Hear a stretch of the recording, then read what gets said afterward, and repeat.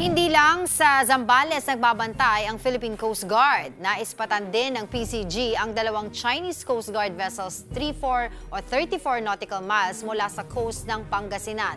Natrack ang mga barko sa tulong ng Dark Vessel Detection Program. Kaagad nag-deploy ang PCG ng Islander aircraft para ma-identify ang mga Chinese ship. Nag-radio challenge ang Philippine Coast Guard pero hindi sumagot ang CCG. Nakadispatch na sa Bolinao, Pangasinan ang BRP Cabra at BRP Bagakay para bantayan ang galaw ng China. At kaugnay po niya, makakausap natin si PCG spokesperson for the West Philippine Sea, Commodore J. Tariela. Magandang tanghali po sa inyo, Commodore. Salamat sa Angela. Magandang tanghali sa iyo at sa inyong mga taga-subaybay. Good to have you back on the show. Commodore, unang beses ba na umaali-aligid ang Chinese Coast Guard dito sa Pangasinan? Kasi parang for the longest time, lagi dun sa Ayungin Shoal. Kamusta po ang sitwasyon doon ngayon? Well, I think this is the first time, no, na the China Coast Guard vessels came close at a distance of 34 nautical miles off the coast of Pangasinan.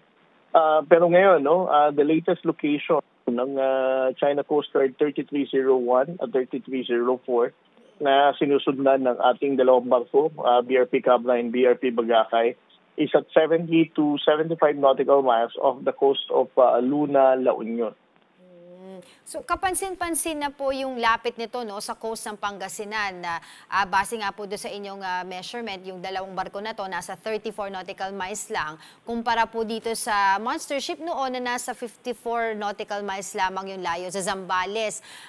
Sa tingin niyo po, ano po ba yung pakay dito at palapit ng palapit po sa atin? Again, we still believe na the Chinese Coast Guard just wants to normalize itong illegal presence nila, no? Little by little, they are getting near, and if you're not going to challenge them, if you're not going to tell the international community that they're doing this illegal patrol, before we realized it, nabago na nilang status quo. This is the reason why the national government at Philippine Coast Guard, what we're doing is we're deploying our Coast Guard vessels, we're challenging their presence, and telling the international community and the Filipino people that the national government is still there, no, standing firm to counter itong illegal patrol ng China Coast Guard. Sa Zambales naman po, Commodore, kamusta po ang sitwasyon doon?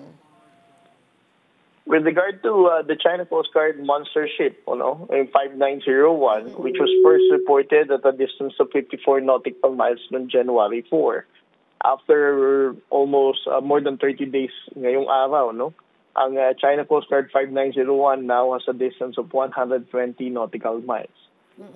This means that the Philippine Coast Guard vessel had become very successful, no, in challenging and pushing them away from the coast of Zambales.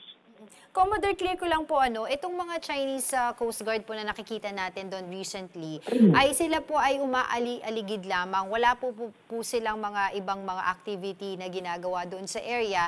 At meron po bang specific time na pumupunta sila doon? Well, there are no specific time, no. What they just is doing is random, no. And what they intend to do is to move further closer sa coastline natin. But because of the seamanship skills of our commanding officers, from BRP Cabra to BRP Suluan, BRP Gabriela Silang, and of course BRP Teresa Magwanboa, they were able to make sure na ang China Coast Guard vessels will be pushed away from the coast of Zambales. Commodore, nag-donate po ang ang Philippine Red Cross ng 55-meter vessel sa PCG. Can you tell us po ano po ba yung kapasidad nito at ano po ba yung maitutulong ng barkong ito sa hanay po ng PCG? Well, ang barko na i-donate ni Senator Gordon, no, the commander of the Philippine Coast Guard, Admiral Gavan, has expressed his gratitude dito sa ginawang donation ng Philippine Red Cross. Ang intention dito is to develop our capability for humanitarian assistance and disaster response, no? As it was discussed by the Red Cross when they first commissioned this vessel, ito ay may kakayahan na makapagkarga ng mga sasakyan, And of course, it can be immediately deployed in those areas na nasamantala ng kalamidad, no? Dahil nakaka-beach ito, no? Nakakalapit sa other areas even without a port facility in place. So on our part, this is a very good development. It can reinforce our capability in supporting the efforts of the national government sa pagresponde sa mga kalamidad. Lastly, Commodore, kumustahin ko na rin po yung mga mangingisda natin doon. Meron din po ba tayong mga ulit na babalitaan ng mga pagharang ng mga Chinese Coast Guard sa kanilang pangingisda, sa kanilang mga aktibidad doon? Ganoon din po sa mga recent RORI missions natin.